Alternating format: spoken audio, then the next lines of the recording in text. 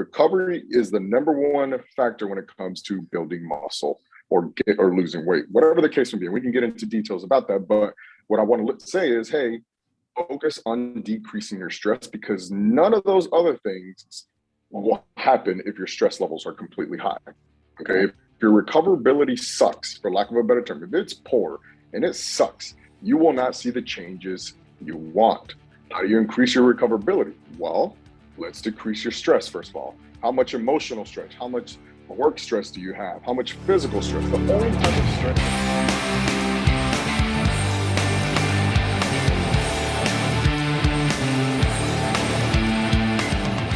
Hello, everyone, and welcome to the SuperSetYourLife.com podcast. If this is your first time joining us, this is your weekly dose of inspiration, entertainment, and education to fuel your life inside and beyond the gym.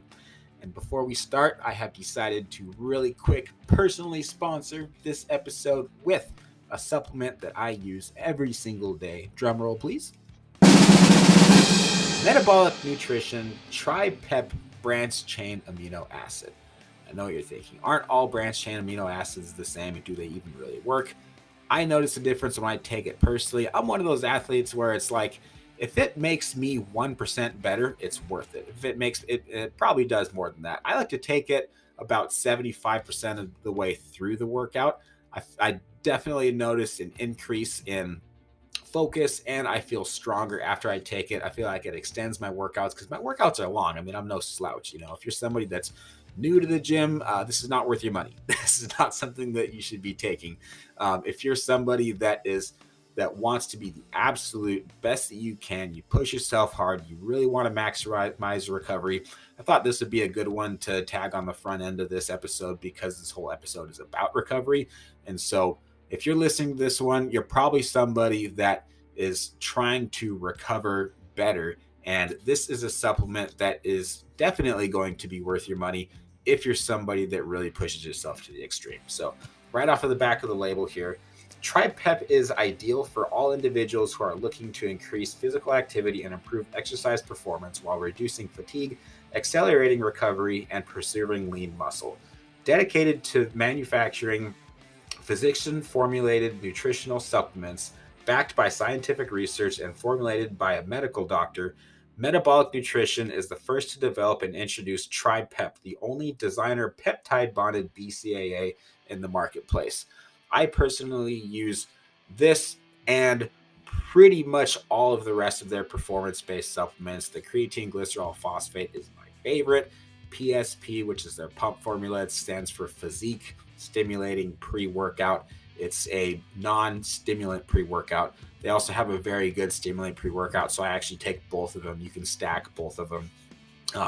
But this one is one that I absolutely love. So while BCAAs, which are leucine, isoleucine, and valine, are essential, regular free-form branched-chain amino acids are missing critical cofactors to make BCAA metabolism effective.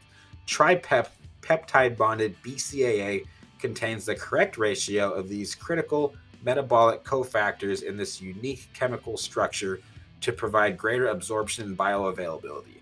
That's why they call themselves Metabolic Nutrition, because that's the theme that you notice through all their products, is everything is about making these nutrients more bioavailable. Like the creatine glycerol phosphate, for example, it's a creatine molecule, kind of like creatine monohydrate, but there's a glycerol bond attached to it. So it shuttles the creatine directly into your muscle. Bernardo and I talked about this on the episode, actually, and it shuttles it directly into your muscles without the spillover of converting to creatinine. Creatinine is toxic to the body. So creatine glycerol phosphate is a good option for somebody that wants the performance benefits of creatine, but doesn't want the bloat and the negative side effects that can sometimes be caused with something like creatine monohydrate.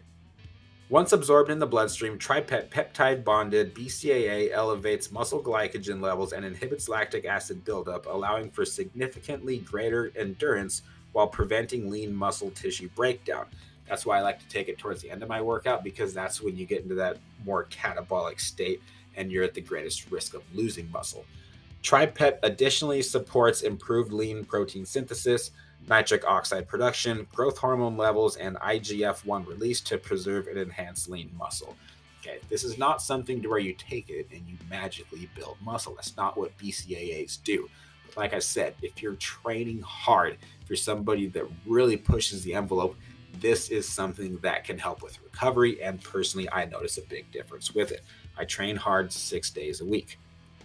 TriPep also differs from regular and instantized BCAAs, which have a reputation of mixing poorly and bitter chemical aftertaste. This stuff tastes delicious, by the way. I'm holding the blue raspberry flavor. We have this available on our website, supersetyourlife.com, as well as the grape flavor and the lemonade flavor. Now, if this is your first time purchasing supplements, probably not. If this is your first time purchasing supplements, this isn't one you should start with. This is for more advanced athletes. But if you're new to like mixing flavors and everything, this is just my personal recommendation for whatever it's worth. The blue raspberry flavor, awesome. Can't go wrong with it. Grape, it's really good, but you can't really mix it with anything. Grape tastes weird if you mix it with anything else. The lemonade is also delicious, and the lemonade mixes like with anything. So you can mix lemonade and like a blue raspberry pre-workout, and it's like a raspberry lemonade. Like, it's delicious. Squirt a little bit of like actual lemon juice in there. Oh, that now we're really talking. Super good. Okay.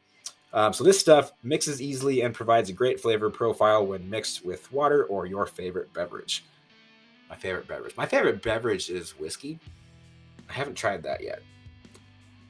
Maybe I should do a YouTube video if I do it.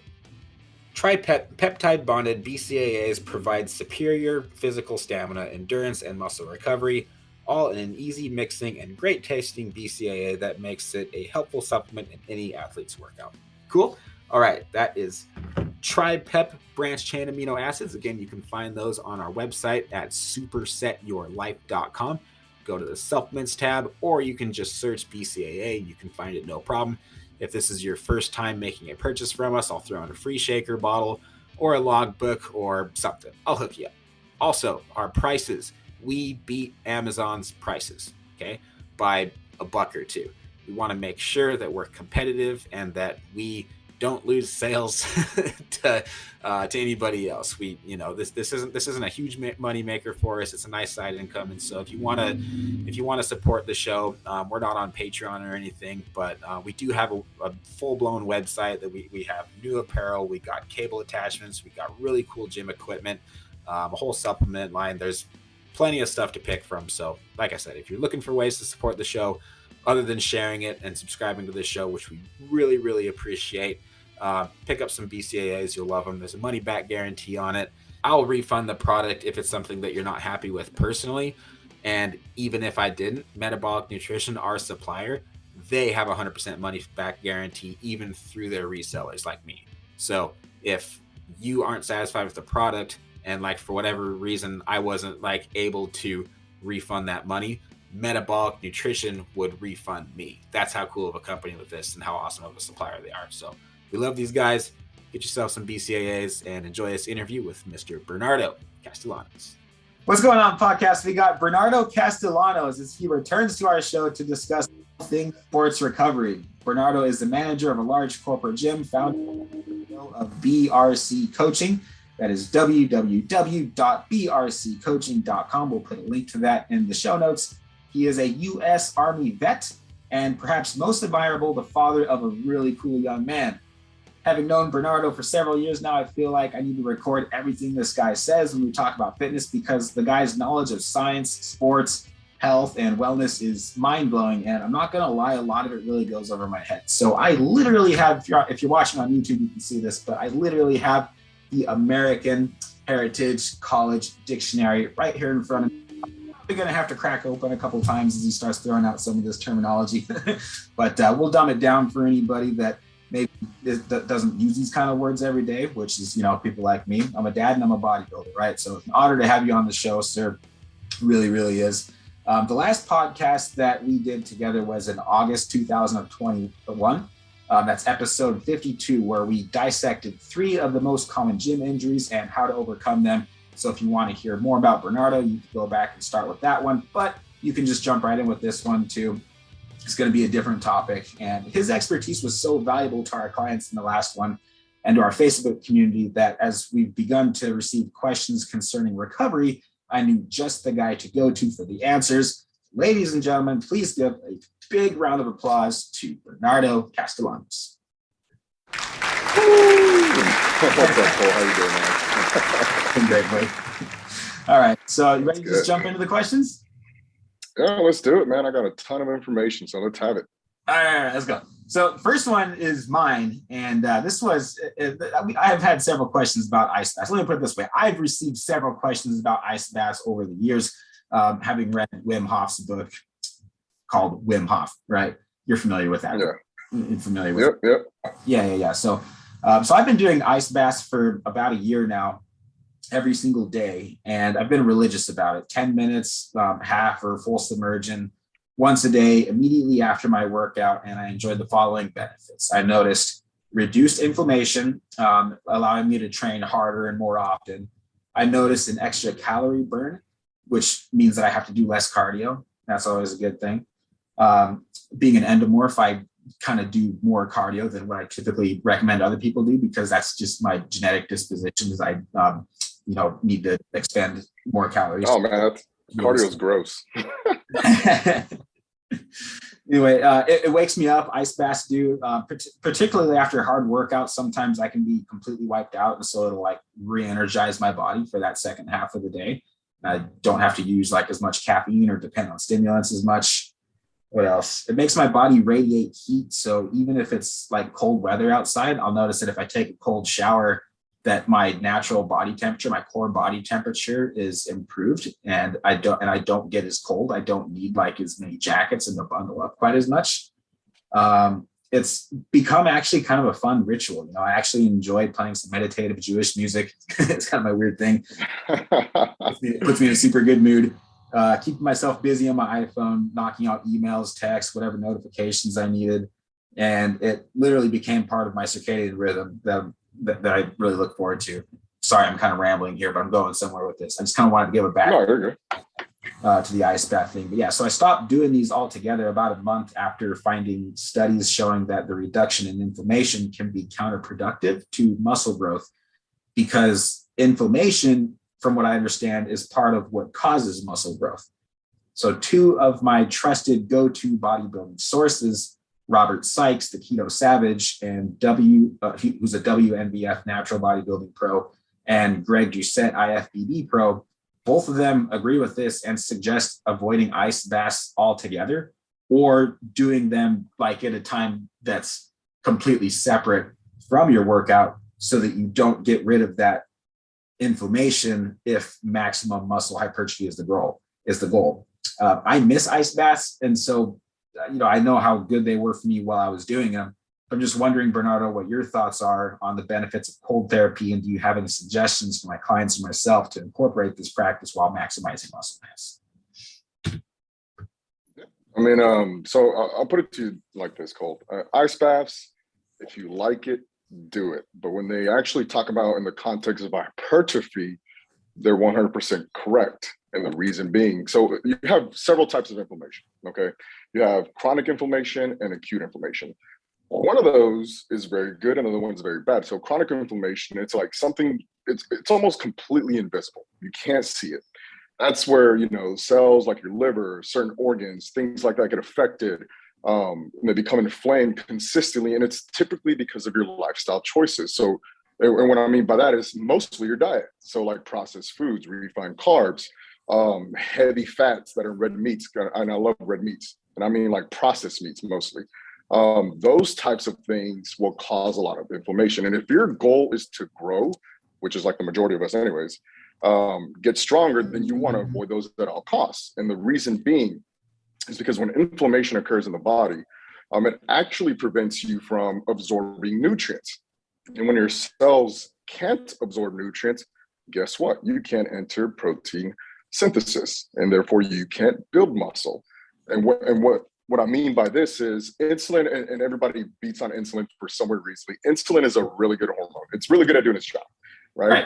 And when inflammation occurs in the cell, insulin's only job is to say, hey, we have glucose. We need to get rid of this glucose.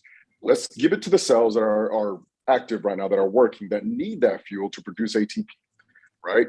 And for some reason, when inflammation occurs, the inflammation says, hold on, glucose, let me stop. Let me stop you right there. I got a lot of metabolic waste that I need to clean up first before you can come in here. It's like trying to build a building not build a building, but you're trying to destroy or make a building come down so that you can replace it. It's like trying to bring in the lumber early so that you can build that building without that building being destroyed. Does that make sense? Yeah. So basically, whenever you damage tissue, there's a lot of things that occur. And one of them is damaging like specific mitochondria, maybe some lysosomes, which lysosomes are there to actually clean up the cell. And glucose goes in there to provide you with fuel. Now, after all this damage is done, your body wants to clean up all that cell damage. And if insulin can't get glucose to, let me start over. If insulin cannot act accordingly and the cell cannot open up, then insulin says, hey, since this cell is damaged and it won't let my glucose in, it'll automatically send it to the adipose tissue or the fat cells. That's where a lot of issues start coming in. Now, inflammation can go both ways, meaning that cell that you damaged needs, repair, and it won't allow glucose at that certain time. But adipose tissue, when it gets damaged and becomes inflamed as well, will prevent fatty acids from actually leaving the cell, causing you to not lose weight or continue to gain weight. Does that make sense? Yeah. Okay. So now getting into inflammation, how does that actually occur, or how does that actually help you in hypertrophy? Well, oxidative damage is a really good system to use, not all the time. And what I mean by oxidative damage, let's just say you're doing, like, I'm a huge fan of supersets, drop sets, all those types of intensifiers, because they add a degree of mechanical damage so that we can grow or adapt. However, giant sets or massive trisets or things that are like, hey, I'm going to do a giant set for my quads. That might be like a hack squat to a leg press to a walking lunge to a leg extension without any rest at all, right? That's a lot of damage that's occurring there. Yeah, exactly. So these types of things cause a lot of metabolic waste and a lot of oxidative damage. Now, oxidative damage isn't a bad thing. I typically use this style of training towards my deload week. Once I know I'm about to enter deload week, hey, I'm about to put my body through an immense amount of stress, because oxidative stress signals these things called satellite cells. And these satellite cells have two jobs. They can either differentiate or proliferate. Proliferate just means they multiply. Differentiate means they change to a different type of cell, right? Everybody has it. They're a good thing to use when you're trying to build muscle, because what they do is that, hey, I sense that we destroyed our legs. I went through a grueling workout. I might need to come back stronger to be able to endure these kinds of things. So what I'm going to do is as a satellite cell, I'm going to donate myself to that muscle tissue, and I'm going to give it my nucleus. I'm going to give it everything that I have so that it can rebuild back stronger. Right. So this is like the whole concept of muscle memory. This is exactly what muscle memory is. All it is that satellite cell is donating itself to that muscle tissue, and it's giving its nuclei. And the more nuclei you have, the more ribosomes you have, which ribosomes are the things that actually do or act on protein synthesis. So whenever you actually, let's just say you took a year off training and you wanted to come back and you came back, it took you a year to build that muscle, but you can actually rebuild that muscle a lot faster in 3 to 6 months because you have more ribosomes to facilitate protein synthesis. So that's what actually muscle memory is. So inflammation will assist you in actually donating those satellite cells. They're proliferating or differentiating, whichever one. Does that make sense? Yeah. So it's not so much that you want to stop inflammation from occurring, it's that you don't want a long-term effect with inflammation to occur, because it will lead you to a lot of other things, like having a hard time losing weight or having a hard time building muscle, chronic fatigue, low insulin response, things that'll start to deal or get into metabolic syndromes or diseases. So the last thing we want to do is actually have chronic inflammation. Acute inflammation is okay. And that's why ice baths, I'm not against it, but I'm not for 100%. It just has its place in time. Or if you want to, let's just say you're dealing with some pain, some issues, then yeah, ice baths will work. Or if you're looking to kind of shunt nutrients away from a specific area and put it somewhere else, then ice baths for the target tissue would be great. Or in actuality, what I prefer is contrast baths. Like, hey, I might do, like you did whole body submersion for 10 minutes, then I might go into a hot tub for, double the time and then come back and do it over again. That way I can send nutrients to whatever issue or whatever tissue I'm trying to bias at that point in time. Does that kind of answer your question when it comes to that? Yeah, it does. Okay, so practically speaking, taking this to today, first of all, I can completely relate to what you're talking about, the chronic inflammation. I'm training really, really hard right now, and on the carnivore diet, but my protein is so insanely high that it's basically getting to a point to where there's a lot of inflammation just because of the amount of calories that I'm eating right now. I'm eating north of 3,000 calories a day, and pushing myself hard every single workout to where there is a PR on something, hopefully most exercises. And basically I'm waking up just stiff every day, man. Like it's been a while since I've actually bulked, and I forgot how much I just don't like how I feel and how good it feels when you're in a calorie deficit, because you don't have that kind of inflammation, And so I'm just like, every morning, man, it's just like first couple hours, I just feel like C3PO, I'm just like, I just feel like a robot, and it takes me like a half hour of cardio and warm-ups to just be able to start moving again, and then push it really hard towards the end of the workout. This recovery conversation couldn't be at a better time. That being said, okay, so today let's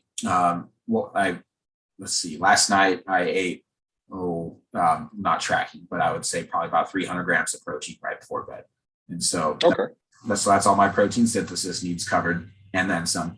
And then the gluconeogenesis takes place. And this is what we teach to a lot of our clients too on the carnivore diet, is that you basically wake up kind of having almost finished digested all that food, and then all the extra protein gets converted to glycogen through a process called the gluconeogenesis, right?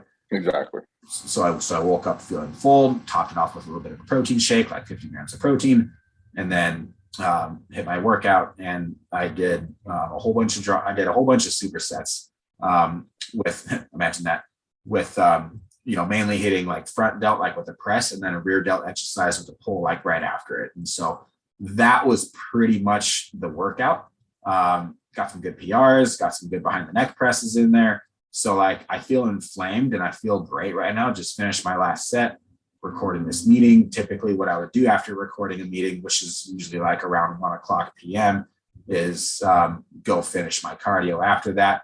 Insulin levels are good and low, so like perfect fat burning state, right? Natural HGH and testosterone is high from the workout. So then what I would used to do is do an ice bath immediately after cardio, because I'm hot and sweaty. So the ice bath is like, that's kind of the one time that it actually sounds fun, like a good idea. So, because it's like, it's almost a relief right after the cardio.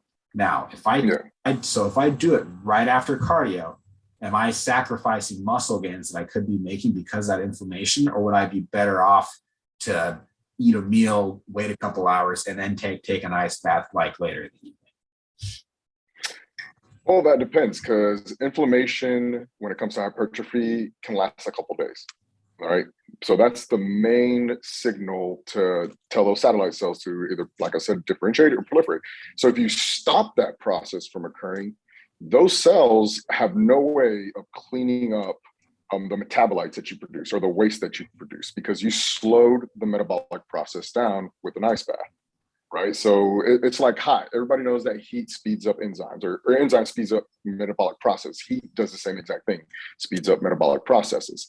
Cold reduces that or slows things down. It's like winter. Whenever I wake up in the winter, man, I have the hardest time getting out of bed. It's like the most difficult thing for me. Right? I hate the cold, despise it, and it takes me twice as long to warm up in the gym because I'm freezing. So it's no different than that. So rather than taking or getting an ice bath, whatever point in the day, I would rather use that strategy more like once a week, maybe even twice a week, depending on your recoverability. Now, here's what a lot of people don't understand. There are certain things, and I'm kind of answer one of your clients' questions as well here. There's certain things that when I look at with a client, I'm looking, hey, are they trainable? Are they adaptable? Is that system something that I can work with? And I mean by system, hey, are we looking to lose weight, gain weight, metabolic phases, hypertrophy phases, strength phases. Those are the training phases, right? Adaptability is, hey, is this individual able to adapt, or what is their capabilities of being able to adapt to that system that's trainable? And then from what I look at is recoverability. Okay, if the recoverability is very, very poor, then those systems aren't trainable. All right, or they might be trainable, but you won't have the greatest adaptation from that system. Okay, so one of the things I typically ask, like, let me ask you this, Cole. I'll just pretend you're one of my clients. How stressful are you? How stressed out are you throughout the day? Do you feel like you're lacking sleep? Do you feel like you only get 3 or 4 hours of sleep, 5 hours, 6 hours? Do you feel like you're rested when you wake up? Yeah, all of that applies to me. I do not feel like I'm rested when I wake up. My sleep. I mean, you know me. You know my lifestyle. It's basically every single minute of the day is put towards something productive, whether it's or business or something. And so, yeah, about 5 hours of sleep a night is probably what I'm getting right now. Okay, so I'm in school right now, physical therapy school. You know that I run a gym. I'm a business owner. Same as you. I know that stress. And you're a dad. It's tough. And I'm a dad. And it's and you're getting married. Exactly. I got a wedding coming up March 20th. And I'm like, Jesus Christ. I told my fiance, I'm like, you're doing all this. I'm not doing anything. So yeah, bless her heart. She's got to deal with all you're this. You're still doing this podcast. I love you, bro. Yeah, I appreciate it, man. But so when I look at these systems, I'm saying, hey, is Colt trainable in this area, which your goal is hypertrophy, right? Is he trainable in this area? Okay, if he is he adaptable to that area? And what I mean by adaptable is his stress levels, right? Is his stress levels low enough to facilitate the changes I'm looking for? Because recoverability has a huge role with stress and things like that, or adaptations. So if I look at it as a bar graph, if one of those bars are higher than the other, if your recoverability is low compared to trainability and adaptability, then guess what? Those adaptations are going to come very slowly or don't come at all. You'll just be running kind of on maintenance the entire time.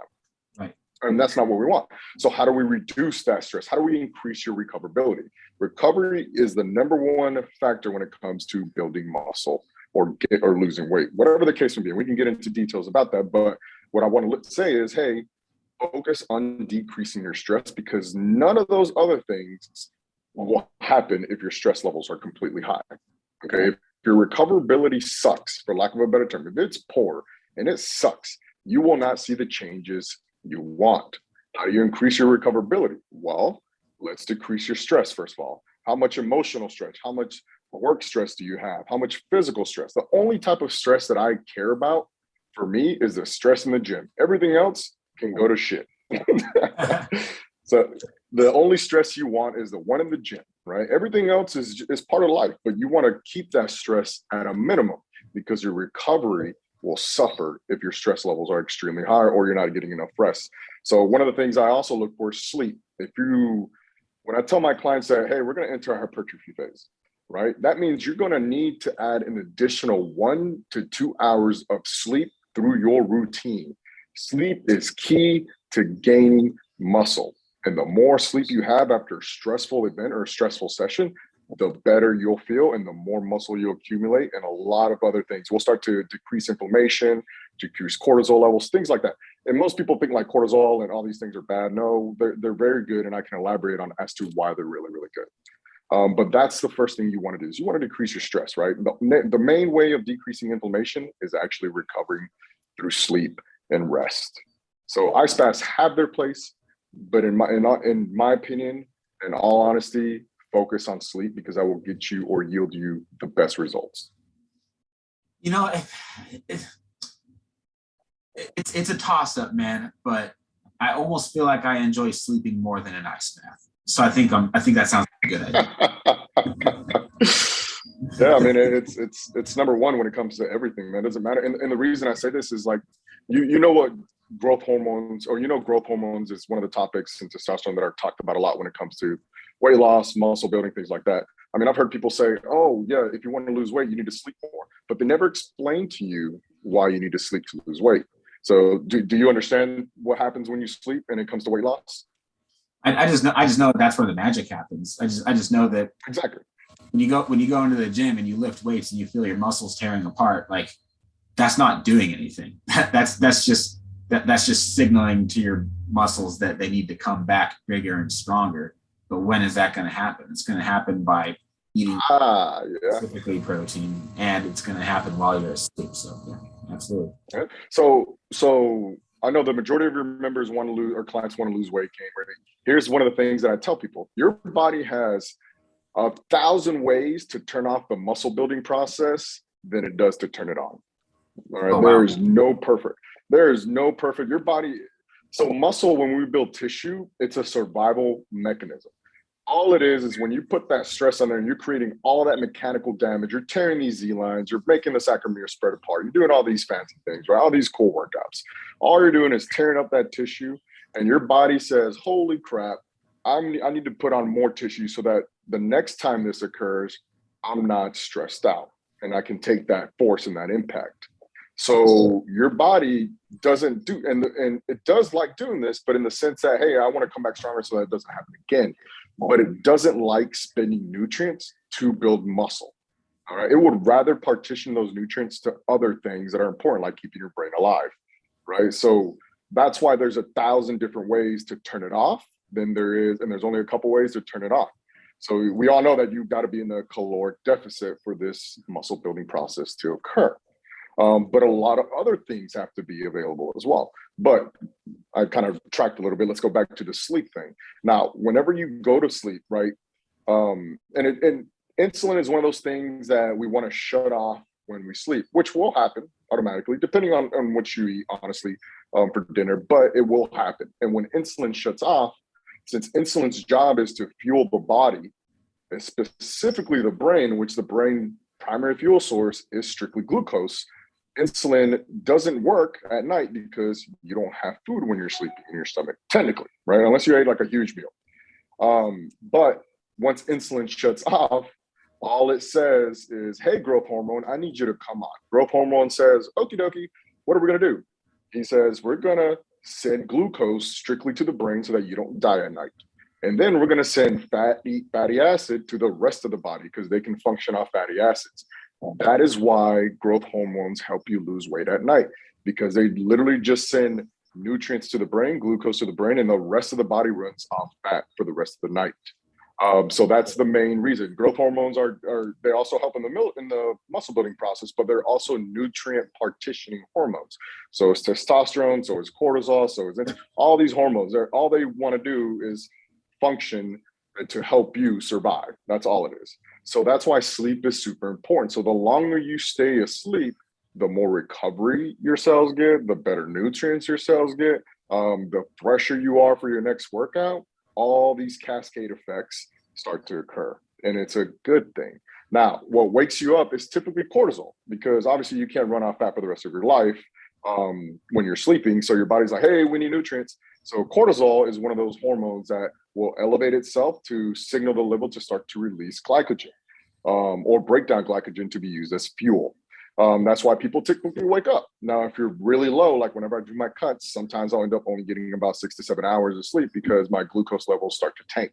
And then cortisol starts to spike up so that it can actually convert either through gluconeogenesis or whatever system you want to utilize at the time to convert glycogen to glucose or protein to glucose, whatever the case may be, so that you can actually survive.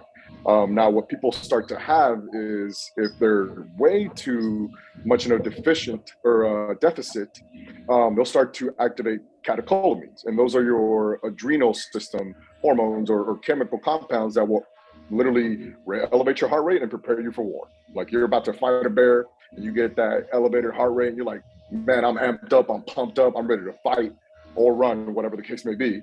And those hormones are another signal, another way of saying, hey, we need to release more fuel for the body. Does that make sense? Yeah.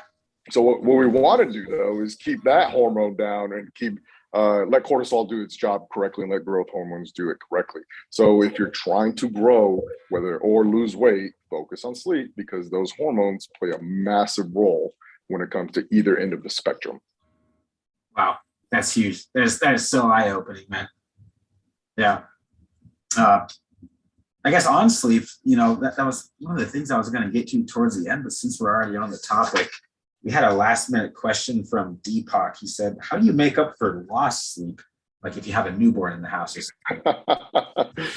Oh man, that's one you know, Deepak. I'll put it to you like this. I don't know what his training style is, or how many days out of the week does he go to the gym? Do you know? He's a bodybuilder. Yeah, he was someone that was considering the workout program, and he trains a lot. He's no slouch. I know that about it. Okay, and you know, I love my fitness community because I love those individuals that will dedicate time to go to the gym, regardless if it's rain or shine, right? Now with a newborn, it's a little bit different, or with a kid, it's a little bit different. Here's what most people will tend to do. They will still go to the gym with lack of sleep. They'll still go do their workouts. They'll still do X, Y, and Z. But guess what? With that type of environment, you're lacking sleep the entire time. So and your gains are not going to come as quickly as you want, or your results won't come because you're lacking that aspect of your life. So what I typically recommend my clients that are entering a phase such as he is, it's, hey, we're going to reduce, and people don't like hearing this. I'm going to reduce your time in the gym because you don't have enough time to recover. And it doesn't make sense. If you want to gain muscle or you want to lose weight, you need sleep. So rather than going to the gym 5 to 6 days a week, focus on your recovery, decrease your time. It is okay. It is not a permanent thing. All right. It is temporary. Decrease your time in the gym for 3 to 4 days a week, you know, allow your body sufficient time to recover and sleep. Now, you're not going to, I wish I could tell you, hey, you know, take naps here and there. That would be the easy answer. But the hard truth, the hard pill to swallow is you need to actually decrease your time in the gym. Because if you want those results to come, you need to recover.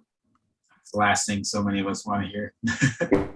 I know. Trust me. It is the last thing a lot of people want to hear. There's nothing wrong with that. I understand it because I love the gym. If you told me I wasn't going to go to the gym for a week, I'd probably cry. I'd go to my corner and cry because I love the gym. It's a sanctuary for me, right? I love what it does to my body. I love the stress aspect of it, the mental aspect of it. It's fun. It's engaging. But at the same time, you need to focus on recovery or else you will never see the results you want. Yeah. Do you have any specific sleep rituals that you'd like to share, like wind down to relax music, cut out caffeine at certain times, screen time?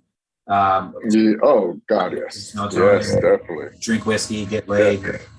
I mean, so one of the things that and being in Washington, I like to smoke weed. You know, I'm not going to say advocate. I'm not going to advocate for that because it does actually help me recover and sleep. Now, here's one of the things that I would recommend when it comes to supplements. Aside from, you know, cutting, which you should be, you know, technically getting away from blue screens, cutting all those things out, cutting things that will keep you wide awake, specifically caffeine, because caffeine will elevate your cortisol levels. And if you elevate your cortisol levels, you start to release glucose and glycogen, and then you get into a cortisol insulin seesaw, right? Insulin will rise, and then when insulin rises, and then it drops back down, cortisol will rise. And it will do that over and over again. So now it'll start to partition nutrients or glucose to fat cells. So you want to avoid having caffeine late through the day, right? There's other effects that will actually cause inhibition of certain processes to build muscle, but that's for another topic. But one of the things I would recommend is taking taurine.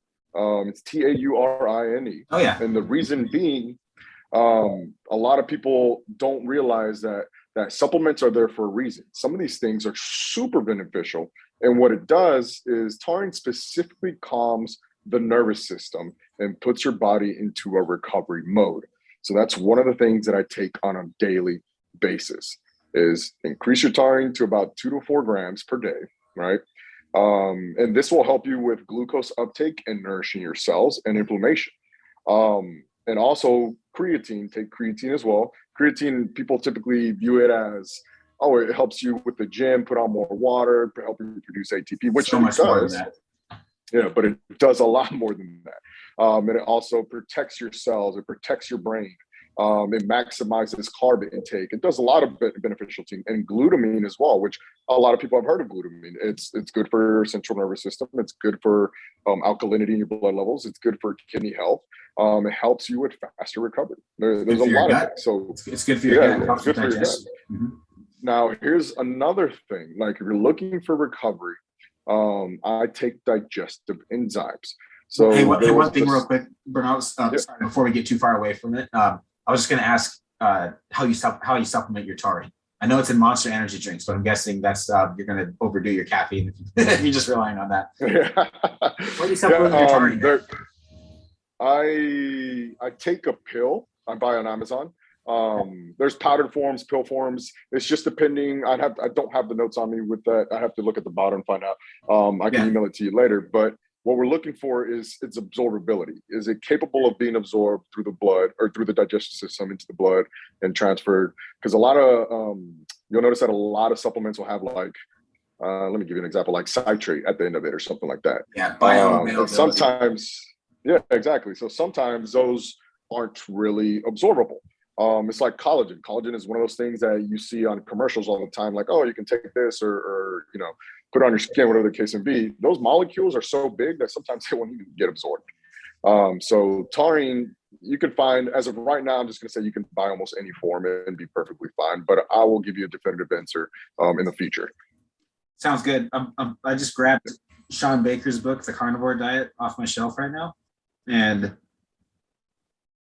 taurine is one of the handful of essential nutrients that you can get from steak and get from red meat predominantly, that is like almost impossible to get any reasonable amount from a plant-based diet. Yeah, meat-based diet. That's how you get carnosine, carnitine, creatine, taurine, zinc, vitamin B12, and hemi iron. Is that how you pronounce it? Hemi iron. Anyway. Yeah, these are all things that are like if you're on a plant-based diet, you are for sure deficient in this sense. Oh yeah, these are like mandatory things that my vegan clients have to take or vegetarian clients have to take. Right. God bless them. I don't know how they do it. Yeah, I don't know, man. Thanks, I love man. too much. Yeah. Cool. Good stuff. Okay, I'm sorry. So you were going from before I interrupted you, you were starting to talk about digestive enzymes. Oh yeah. So there was actually a study. Let me ask you this: do you take digestive enzymes yourself? I don't, but before I eat a big meal, usually I have a couple pickles, or I'll literally, like, my son likes pickles, so I'll give him the pickles and I'll just drink the pickle juice because I'm under the assumption that there are probiotics in there. And I noticed that I don't know, like it just helps my stomach. I just feel like ready to eat sometimes if I don't have an appetite, which is rare.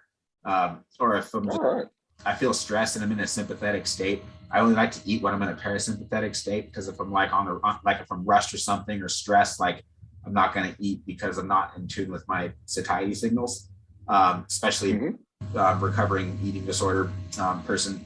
That is something that I'm always conscious of. If I'm stressed, I'm not going to eat. But like once I'm relaxed, then I can actually think about what I'm eating and know how much I should be eating at that point in time. But yeah, breaking the fast, or not that I really fast, but if I haven't eaten for a few hours, I consider myself like basically fasting, kind of.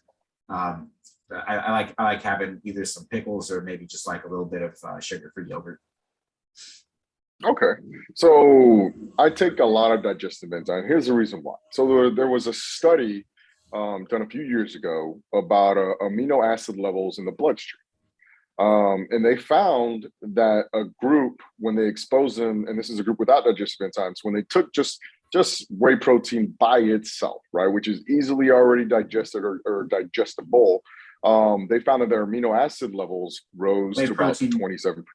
Isolate or concentrate?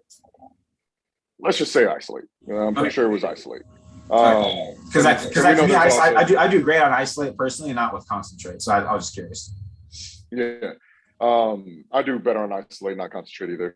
But what they did was they found out that those individuals' amino acid levels rose to about 27%. Right now, they did this study again, and they gave those individuals digestive enzymes after they took their whey protein. And when they took it, they found that their amino acid levels went from 27% to about 123%. So now you have more amino acid available in your bloodstream to facilitate more of that hypertrophy or repair phase that we're trying to get into, right? And not only does it help you with that, but immune system and other things that require amino acids to be present.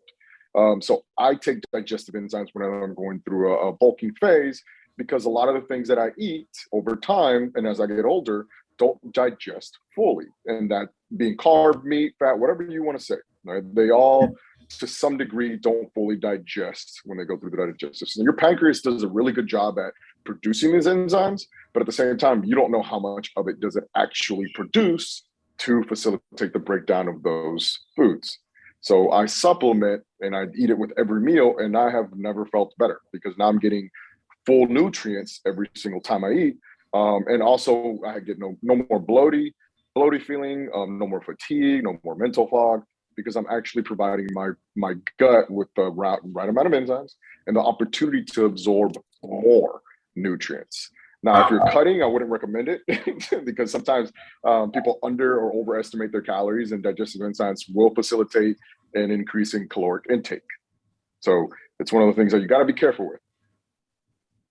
Writing that down, that's really good.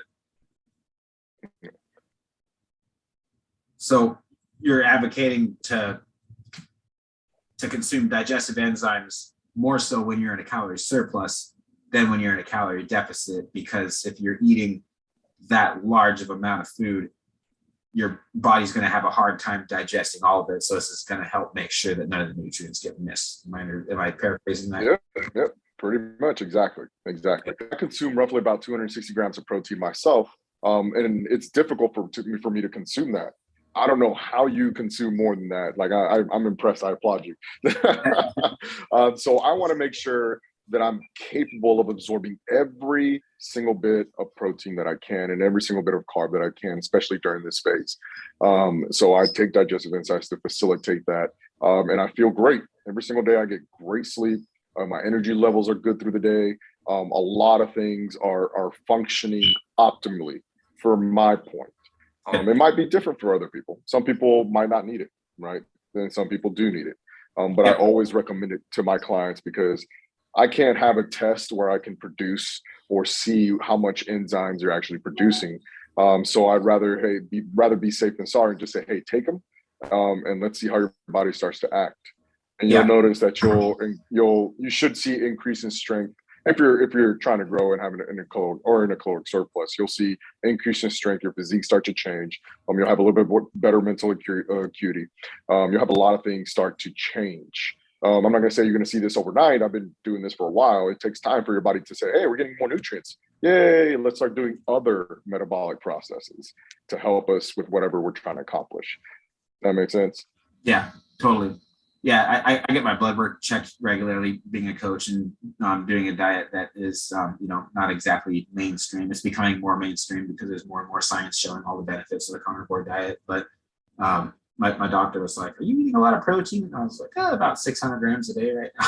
And he was like, he's like, yeah, I've never really seen your liver lipid levels quite that high. And he was like, it's not something to be super concerned about, but I know you're going through, you're just bulking right now. And so this is the one time a year where you're, putting on some mass and you're going to be starting your cut here in a couple months. And so he was like, it's nothing to be concerned about, but, just like long-term, every single day, the rest of your life, definitely pushing the envelope, but we'll monitor it. And I'm like, great. So that's pretty much where we were at with that. Good. Yeah, at least you're getting that checked out. I need to start doing that myself, honestly. Mm-hmm. Yeah, well, I mean, he asked me, and so finally I was like, because everybody sees how much red meat I eat, and so I just was like, okay, I should probably, like, even though I've read several books and been listening to podcasts on for years and have been looking up lots and lots of studies about high amounts of red meat in the context of a high carb diet and in the context of a low carb diet and in the calorie deficit, even if it's all red meat, factoring everything in for years, like I'm very, very confident that the carnivore diet is very healthy, and it's been showing to be very healthy for a lot of our clients too. We've been reversing people's leaky gut. We've been, we had one client that was, that's over 50. She lost her cycle a couple years ago, and then went on our all meat diet and actually got her cycle back. Stuff like that. But I'm like, I should probably make sure that my blood levels are okay, just because it's different. Most people don't live like this. So.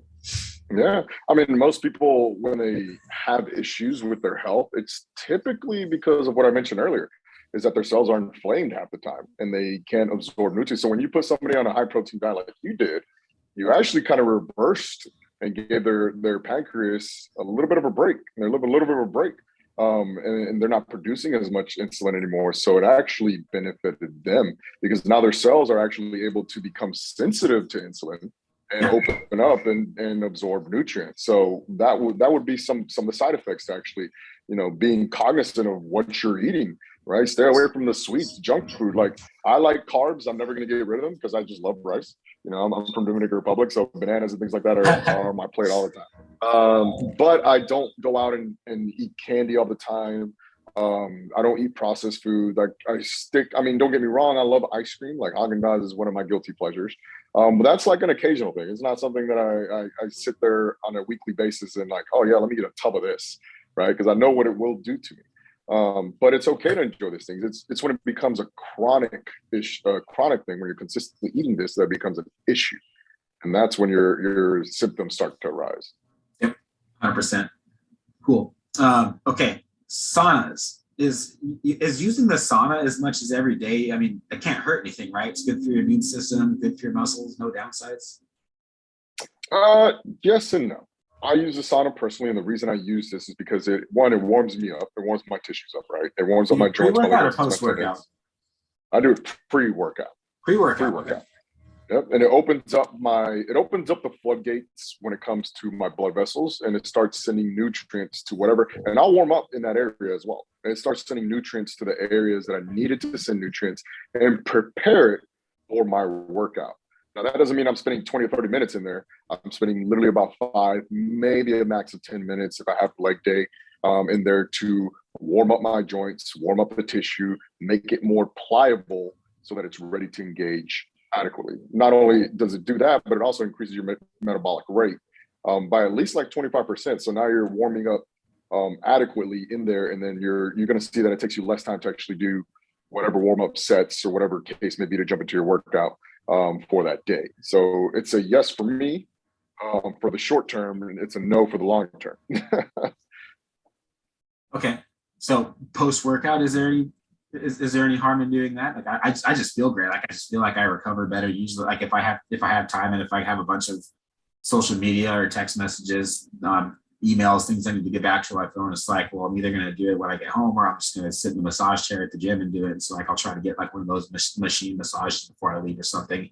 I feel like hitting the sauna relaxes all my muscles, and so I get the most out of my massage. Like, is there any harm in that? No, actually, no. It's actually, now, depending on how long you stay after workout, it might have some side effects. But typically if I want to do it after my workout, I'll do it immediately after my workout, no greater than like 15 minutes, because it speeds up your metabolic processes. Remember that. So now your cells are starving for nutrients. And if you're not giving it to them, then other things start to compound or have a cascade effect, like increasing cortisol levels and things like that. What we're trying to do is get into a recovery mode as quickly as we possibly can. That type of stuff will leave inflammation kind of rampant for a little bit.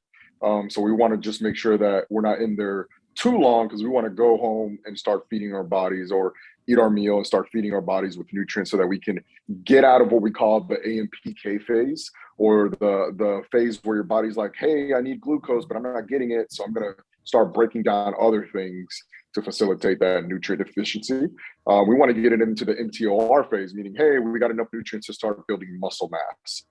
So in order to do that, you have to have, that's where that golden hour comes from, that golden rule.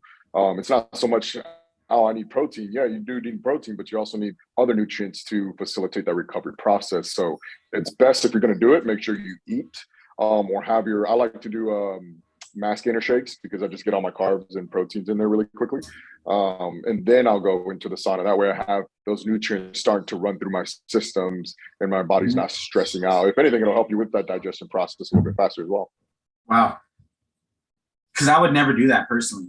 And the reason is because I'm going back to this, I'm in a sympathetic state. Like, it's like back in high school after a hockey game, like I had no appetite after a hockey game, but give it 2 hours and I'm selling out Fuddruckers or like whatever, like pancake places. I mean, like, you know what, like whatever I can get my hands on. Like I got hungry later after that, but like after a workout, man, it's like my appetite is actually quite low. Like right now I have no appetite. So like I know that after I go hit cardio right now and then hit a sauna, I know that then my body will kind of be like, okay, now I'm ready for food. I don't know if you have any thoughts on that or. No, it's true. I mean, you are, when you go through a workout, you get into that state, right? That fight or flight response. Your appetite, your digestion is the first thing that goes, because we want to send blood to where we need it so that we can provide nutrients to the muscles that we're working. Now it takes time. It's like a high, and it takes time for that high to come down. For some people, it's quickly. For others, depending on their stress levels, things like it might take longer. And depending on your workout, how long was your workout? Most people, in my experience, and being a trainer and coach for such a long time, I've seen people stay in the gym for 2 to 3 hours. I'm like, what are you doing? So well, don't watch me work out, man. That's about how long mine are right now. and then it takes them twice as long to get out of that state. So now they already force their bodies or their cells to start to utilize other sources of nutrients, right, that shouldn't have been used in the first place. Instead of putting their body into that mode where, hey, we need to recover and things like that. So it just depends on the person. Realistically, nobody's 100%. I can give you that answer and say that's the exact answer, but in actuality, it isn't, because everybody's body's different. You kind of have to find out what works for you. So if you want to wait a couple hours, I wouldn't recommend more than 2 hours. But if you want to wait a little bit before you, that is perfectly fine. For me, I enter that anabolic phase quickly because I'm starving as soon as my workouts are done. Yeah. Because I put my body under significant tension in my workouts that it forces my body to crave a lot of nutrients once I'm done. And most people don't understand that you need to put your body, not time under tension, but you need to put it under significant tension in order for you to see the changes you want. I forgot to mention that I also am religious about consuming tripep BCAAs. It's a branched chain amino acid with a peptide bond attached to it, and so it's more bioavailable. And the same thing with our transalenal glutamine. These are what we get when we resell from metabolic nutrition. And so it's a glutamine with an alanine, like beta alanine attached to it. So that makes it more bioavailable too. And those ones, I take those about 2/3 of the way through my workout. So by the time my workout's done, I start pounding water. I brush my teeth and then I start pounding water that is loaded with Celtic sea salt, because it has potassium and it has sodium in it. So I find that like that keeps me cognitive, and I'm usually in like ketosis right now. I'm probably not in ketosis right now because of my calories are so high, but typically when my calories are like around 2,500, 2,600, like throughout most of the year, or like at the beginning of a cut, then that is usually what feels right to my body after a workout. And then, like an hour or two later, eat a steak. So with that type of supplementation, and you said it's during your workout that you take it, or when you take it? towards the end. So it's like the start of the workout is CGP, creatine glycerol phosphate. It's a creatine with a glycerol bond attached to it. It shuttles the creatine into your muscles so you're not spilling over and creating creatinine, so there's no water bloat. So I take that with a pre-workout, a good stimulant pre-workout, probably more stimulants than I should, because I'm usually low on sleep and just like, all right, let's go. And then I take a pump formula, which has citrulline malate 4-1 in it and a whole bunch of electrolytes. And then there's when then like by that time it's like halfway through my workout, and then I'll sip on my BCAAs and glutamine mixed together, and a liquid vitamin mix that has ashwagandha and rhodiola in it. And by the end of my workout is kind of when I finish it. Okay, so all the things you're taking are not bad, but here's what you're doing. So you're taking things with electrolytes. Here's what electrolytes actually do.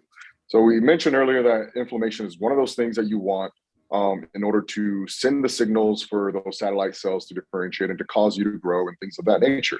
Electrolytes will actually neutralize that signal. It will actually neutralize growth hormones if taken during the workout itself. So you have to be very careful. Inflammation is one of those things that with antioxidants will decrease inflammation, right? Or will be decreased with antioxidants, sorry. And electrolytes act in that same manner, and they will actually neutralize all that process. So it's better to take electrolytes post-workout. So maybe an hour or 2 hours after your workout. Electrolytes are good. Yeah, so they're good. Don't get me wrong. They play such a vital role in the body. They're needed, but they're bad when you're trying to gain weight or gain size, gain strength, or cut, things of that nature. You want to take all these things post-workout so that it doesn't inhibit certain hormonal process or chemical process that occur in the body. Yeah. And by a bunch of electrolytes in the pump formula, I meant that has all three of them: sodium, potassium. It has a little bit just to make it bioavailable and for the pump, because you need sodium and you need potassium. Yep. So Yep. that's what that is. When I take when I take Celtic sea salt right after my workout, that's when I'm replenishing my electrolytes, like in a larger amount, if that makes sense. Oh yeah, no, those things are needed. That's a little bit different. You need those. There's other types of electrolytes that actually hinder that performance. I don't have a list on me, but I know that it's like mostly like Gatorades and things like that will have them. You just want to use them sparingly. How about that? Yeah. Just don't chug a whole Gatorade in the middle of your workout and think that it's going to benefit you. If anything, it's going to hurt you. It'll benefit you in feeling better, but it'll hurt you when it comes to the anabolic window more than anything. Okay. Very good to know. Wow, mine's blown right now. Okay. Red light therapy. The Gold's Gym in Hazeldale, Washington, which is about 15 minutes down the road, the one that I normally train at when I do go to the gym. Most of my training, of course, is at home here at our Skullbellz gym. But when I do go to the gym, it's that one. So they got this red light therapy room that's just like included in the membership. And I don't know what the heck it is, but I go in there and I feel good when I leave. I feel like, I don't know, like kind of peaceful and kind of like hippie-ish. Wondering what your thoughts are on that. So I've done research on red light therapy, and it's one of the things that I have to talk about in PT school or read up on. And what I found that red light therapy is actually a really good way of aiding recovery. It helps with producing, or it kind of has a biochemical effect in the cells that strengthens the mitochondria in that cell. And it helps you produce more ATP to aid you with recovery. All right, so everything in your body is an energy balance, right? Your body is trying to just stay in homeostasis or get into homeostasis. And you require energy for everything, whether it's sleep, whether it's walking, whether it's eating, whatever the case may be. And having your mitochondria is very, very healthy is a good indicator that your body is really, really healthy. And so red light therapy is one of those things that actually aids in mitochondrial health. So yeah, they're really, really good. Now, the science isn't 100% because it depends on the frequency of the red light therapy. To be honest, I never have time to do it, so it's like once a month if I'm lucky. I'm like, I don't even know if it's worth it. I mean, I haven't seen any gyms actually have it. I've only seen in a clinical setting or a sports setting. I've never, and I think there's some devices that you can buy now that are like handheld red light therapy. So it's not something that we've used often. I know the benefits of it, but it's not something that's necessarily needed, I guess you would say. It's typically, we only use it when we have specific types of patients that we might have to treat for certain skin disorders or something like that. It depends on the person, and it depends on the level of that red light therapy, because there's different levels to it. Some of them can send heat a little bit deeper into your body. Some of them only touch the surface. So it just depends on which system you're using. Yeah. Okay, great. So post workout, if I'm like, all right, I got 15 extra minutes, hit the red light, like, it's okay. I'm not going to lose all my gains. Yeah. No, it'll help repair if anything. It'll help you get quicker into the anabolic window. So, the only thing I hate about it is it's noisy. It's too loud for a phone call. It's bright, so you can't do anything on your phone. Like, you just got to stand there. Basically, you better have a good podcast or something to listen to, or like pray or meditate or stretch. It's too small. You can't stretch in it. It's like, just kidding. I'm a millennial, man. It's like solitary confinement for a millennial. I know, right? God forbid that we take away all electronics and social media. I got to read a book. Got to read a book now. Jesus. Okay, massage is massaging best to be done pre-workout? Probably not. I'm assuming because it pushes water out of the muscle cells, which is where you want it, like before a competition or a workout. Post-work, I've noticed that too. Like before a competition, I used to think that getting a massage was a good idea, and I realized that I always looked flat afterwards. And that's why. Is it good to take them post-workout or on a non-training day? Massage? It varies. So I'll give it to you in my experience, my own personal experience. I do massages on a frequent basis for recovery purposes only, right? Muscles, aside from pushing fluid out of the lymphatic system, pushing fluid out of your systems for recovery, which is not what you want unless it's something that, you absolutely need. But it does help with tension in the wrong places. And what I mean by this is muscles do a wide variety of things, and that's producing force or decelerating force, whatever the case may be. And that requires those muscles to have a ton of tension on them. Now, just because they have tension doesn't mean your brain is automatically going to shut that tension off. So some muscles might actually have more tension and create problems. So like, for example, I get tension on my rhomboids a lot. Because I'm constantly tense for some weird reason. So one of the ways I get rid of that is through massage. And no matter what I do, I can't do it myself. I have to be lying down and completely relaxed and have somebody actually reduce that tension in that area. So if you're trying to target specific muscles, where I'm going with this is if you have too much tension in the wrong areas, then it decreases the neural drive of the other muscles that you might be trying to activate. So if you're trying to target your posterior delts, but your rhomboids are doing all the work, you can't target your posterior delts, so they'll get minimally activated because there's too much information going to that rhomboid or to those other muscles that might facilitate that specific action. Good. Yeah, you're speaking my language now. You're talking to the rear deltoid scientist right here, man. my science project, man, made a cable attachment specifically for it and everything. I'm like, I am mastering how to grow this muscle because this is the stubborn one on my body and bodies too. I mean, it is underdeveloped on basically everybody. And yeah, all right, sideburn. No, good. So, is it more beneficial to seek an actual massage therapist rather than a massage chair, like you see at the mall or something? Oh, absolutely. I mean, you got to think about it like this. The massage chair will target everything in your body, but that doesn't mean it will get the specific areas that you need to get targeted. They're fun and dandy, and I think they're really pricey, honestly. But you're better off getting an expert, somebody that can actually visibly feel that muscle and to actually say whether that muscle is really tight, really weak, or whatever the case may be. Because just because you have tension or you're tight in that area doesn't mean that the muscle's strong. It could mean that it's actually weak and it's a protective mechanism. So it's better to have someone identify the actual issue. That way you can start designing your programs to facilitate your weak points a little bit better. Yeah. So is there a specific type of massage that you recommend most, like Thai massage? I don't know. It's like any specific type of massage. Oh, come on. We all love that deep tissue. We know that. Yeah. There's no other massage on this earth can make me feel better than a deep tissue massage, especially the more muscle mass you have, the more that deep tissue becomes very beneficial. And the harder it becomes to find somebody that can actually perform that deep tissue. So deep tissue is always number one. Okay, so what I got out of that is Bernardo has so much muscle that it is hard for him to find somebody that can get deep. Okay, so Taylor's dad, my father-in-law, bought us this Theragun, which is freaking awesome. I use it daily on my chest, shoulders, biceps, neck, glutes, hamstrings, and quads. Like most of the stuff that I can't hit with the chair. I use the chair because I can do emails on it. I can do all my social media on it.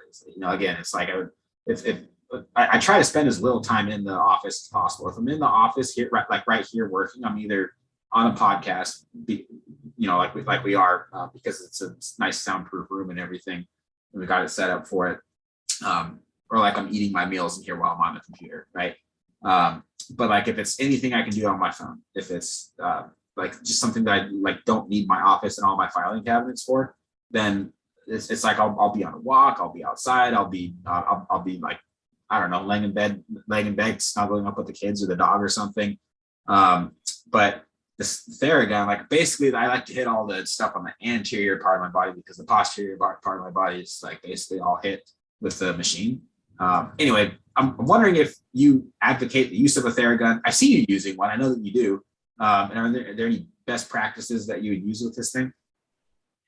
Oh, heck yes. Theragun. So the basis behind a Theragun or any of those vibrating tools is that vibration creates heat, and that heat gets transferred to that tissue. And then those molecules, obviously, when they vibrate faster, they create a lot more heat and makes that tissue a little bit more pliable. So I use Theraguns for mobility purposes and recovery purposes. So yes, 100% I advocate for them. They fasten your, let's just say you have tight quads or tight calves or tight anything.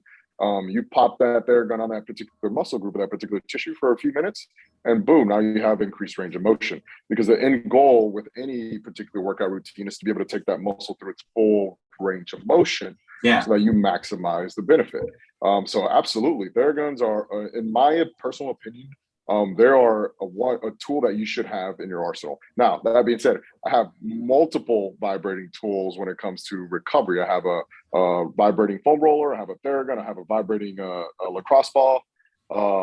So I use all three of those modalities. And you know, if I want that little ball to get into like my lower trap, you know, where I can't reach with my Theragun, then I'll use that and get on it, or my foam roller, which will get all my erectors, you know, or all my quads, some of the larger muscle groups.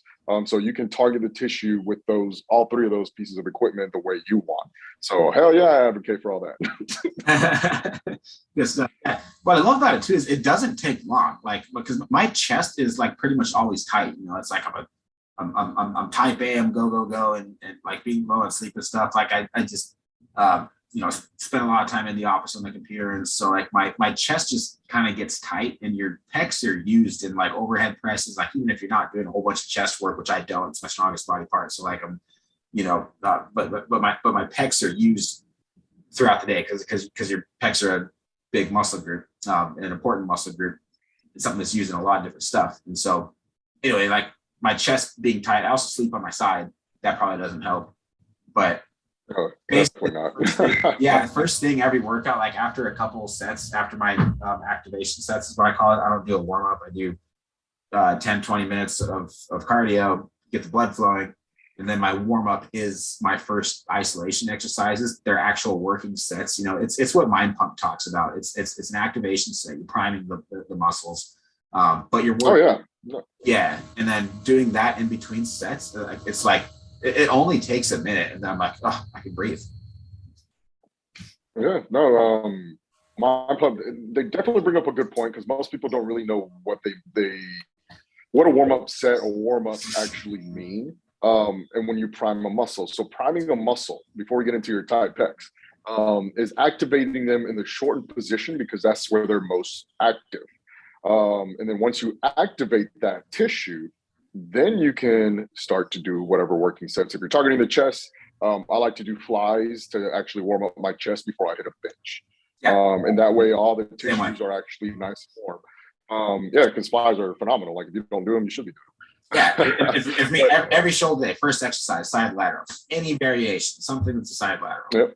You know. Yep. So with your pecs being tight, so if you're having to use, and this is one of those things that are thought provoking. Because I want you to think about this. If your muscles are constantly tight, you have to ask yourself why, right? If you didn't work out your chest for a week and they're still tight, you have to kind of dig a little bit deeper and to find out why they're tight. So most muscles, when they become tight, it's usually a protective mechanism, or the opposite muscle group is too weak to facilitate what the other muscle group is doing.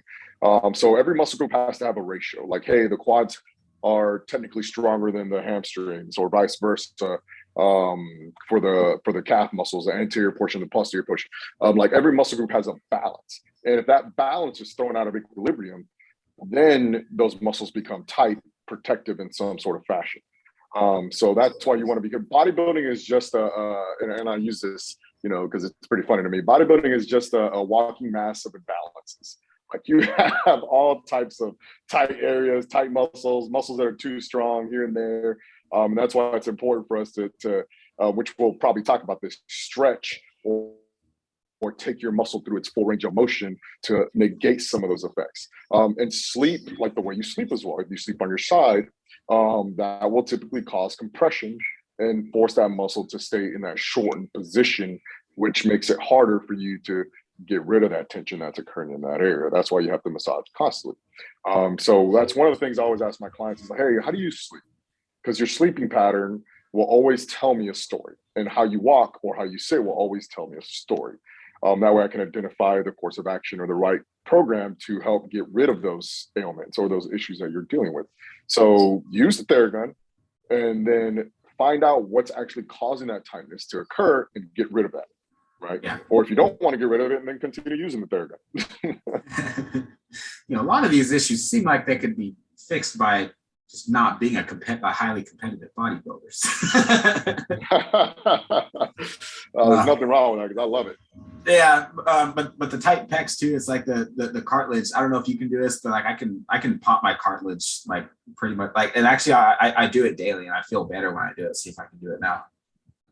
Yeah, see, there it goes. Like that's literally popping, and I do that daily. So it gets super tight. There's a muscle imbalance or something that's causing it, but that's interesting. I'd have to kind of dig a little bit deeper to see why that's actually happened, because it shouldn't pop, right? It shouldn't pop, but at the same time, my knees pop too, so it may be something just having to do with getting old. But Jerry Seinfeld has this whole bit on helmets. He's like, why do helmets exist? Why don't we just stop doing all the activities that make us need helmets in the first place? Like, you don't need to ride a motorcycle. You can use a car. It's safer. You don't need to play hockey. There's other sports and other activities that are safer. So instead of just stopping all of our head cracking activities, I shouldn't be using his material right now. I'm giving him credit for it.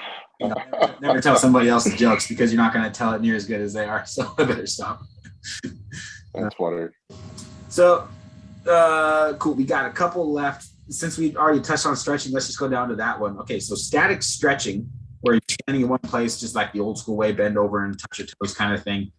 Is that what I've read lately? Studies and books has been saying that it's completely overrated and not near as beneficial as everybody used to think it was in terms of flexibility, and that you're better off like what Arnold teaches in his bodybuilding encyclopedia, which is just training every single muscle through full range of motion. So like if you're doing curls, you flex your triceps to the bottom, flex your biceps to the top. If you're doing squats, you go all the way down, because that stretches your glutes all the way out. Training full range of motion and not needing to stretch statically necessarily. What are your thoughts on all that? That's a good question. I've even through my own studies and readings, I've read contradicting evidence. And from my own personal experience and conclusion, and from my own studies, it has its place. And what I mean by this is, when you stretch a muscle for an extended amount of time, one, you decrease the neural drive to that particular muscle group. So let's just say you were trying to activate your glutes better, right? But you can't, because reciprocal inhibition, which is, hey, this other muscle group is too tight, so it decreases the signal to that other muscle group, is active in that particular muscle group. So for example, a good one is hip flexors. Most people have really tight hip flexors. And if your hip flexors are tight, then there's more neural drive going to that hip flexor than there is to the glutes. So now the glutes get less activation because the hip flexors are too tight. So how do you actually decrease that drive? Well, you stretch the hip flexors. So it has its purpose, it has its time and place. Now, for me, I like stretching before I go to bed because it increases my endorphins, so it helps me sleep. But I also stretch specific areas. Like, for example, if I did quads, then I'm going to definitely stretch my quads because I have tight quads. But I also like the rush of endorphins that I get from it. So it increases certain levels that help me relax at night. So it has its place. And long-term stretching has been proven to increase the sarcomeres in that muscle tissue, meaning that you get more cells to lengthen that tissue. Does it benefit you? It can. If that tissue was actually short in the first place, then if you lengthen them to the correct range, then you have more muscle generating force potential. But if they're too short, then you actually decrease that force production or that force potential. So it just depends. It's a yes and no answer. Like, it has its benefits. It depends on the situation or the environment or that particular individual. Gotcha. So what I basically got out of that is it certainly can't hurt anything. So unless you do it pre-workout, that's the only concern that I have. Why I personally recommend not doing it pre-workout is, first of all, you're cold, and so you can hurt yourself if you're not careful. Second of all, it gets you into a parasympathetic state too. You want to be in a sympathetic state when you're lifting. So stretching like between sets, it's like you want to be ready to go for your squats. You know, you don't want to be stretching out and relaxed and everything and relaxing your central nervous system. I mean, you got to. You're absolutely right. So never stretch before you work out, obviously, unless there's a need for it. Like I said, if the hip flexors are one of the inhibiting muscles or that are preventing you from activating your glutes, then absolutely, right? It has a purpose. Yeah. But if it's not, if there's not really anything that, it's tight, then it's absolutely going to hinder you more than increase your performance in anything. Like we always talk about it, I'd rather focus on mobility drills if I'm looking to prime joints in particular muscles groups. Or activating through the shortened position like I did with flies, and then taking them through their full range of motion and through, lengthening of the pectorals through a bench press or whatever the case may be.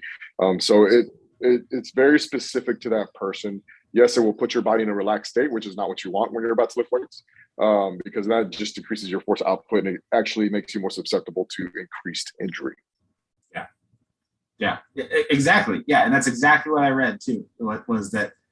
Between sets is the most likely time to injure yourself if you're not careful with it. So I personally, I just use the Theragun, if I have a Exactly. But yeah, I mean, so what I've been teaching as far as stretching goes is if you want to stretch and if you feel like it's working, great, do it. But the most important thing is make sure that you're working every single muscle through its full range of motion.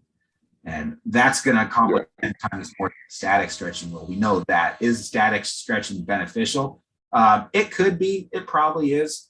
And so for that reason, post-workout, it's safer and it's the least important thing that you're going to do in the gym. So if you have time to do it, great.